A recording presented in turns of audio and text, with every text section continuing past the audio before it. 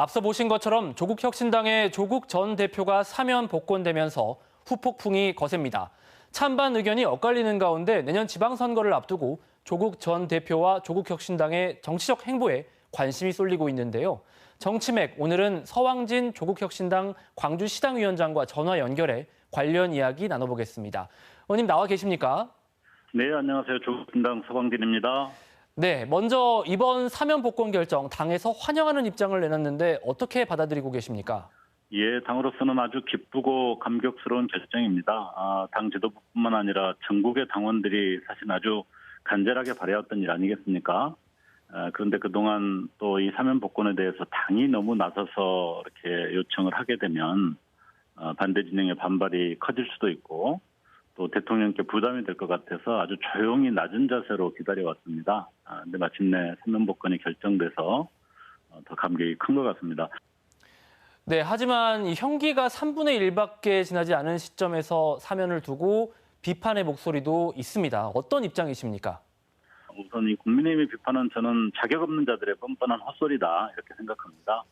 2019년 조국 사태로 조국 교수가 조국 전 대표가 지금 수용 생활을 하고 있지 않습니까? 거기서부터 시작돼서. 근데 그것 자체를 저희는 검찰 세력의 쿠데타의 출발이었다 이렇게 보고 있고요. 진보 진영 일부에서도 비판이 있는 건 사실입니다. 스스로는 뭐 엄격한 도덕적 잣대를 들이대는 것이다 이렇게 생각할지 모르지만 저희들이 보기에는 이 검찰 쿠데타와 내란으로 연결되는 시기 동안 자행된 극단적인 검찰권 오남용, 그걸로 인한 피해 이런 부분에 대한 냉철한 인식이 부족한 것 아닌가 이렇게 지적할 수밖에 없습니다. 무엇보다 내년 지방선거를 앞두고 조국 전 대표의 정치적 행보를 궁금해하는 이들이 많습니다. 벌써부터 뭐 지방선거나 국회의원 재보궐선거 출마 얘기도 거론되는데 어떻게 보십니까?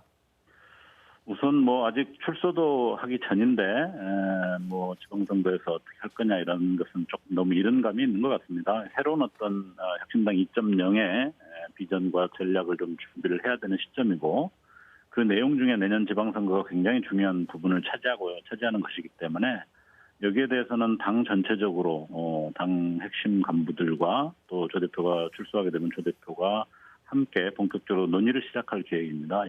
네, 이제 논의가 필요하다는 말씀이신데 조국 전 대표가 15일 새벽 0시에 출소할 걸로 예상되지 않습니까? 그렇습니다. 네, 첫 공개 일정은 어떤 식으로 준비하고 계십니까? 예, 나와서 간단한 메시지 정도는 내겠습니다만은 공개적인 공식 일정은 당분간은 없을 것 같습니다. 국민과 당원들께 한 분 한 분 좀 찾아다니면서 인사드리고 출소 이후에 당의 진로 또 본인의 진로를 좀 어떻게 정립할 것인가 숙고하는 그런 시간을 당분간은 갖게 되지 않을까 저희는 그렇게 예상하고 있습니다. 네, 이번에는 호남 시각에서 좀 여쭤보겠습니다. 조국혁신당은 지난 총선 호남에서 높은 지지율을 기록했고요. 올해 담양군수 재선거에서도 당선이라는 성과를 냈는데 이렇게 많은 지지를 보낸 만큼 광주 전남은 상황을 또 주목하고 있는 상황인데요. 호남 공략을 위한 당 차원의 전략은 어떻게 고민하고 계십니까?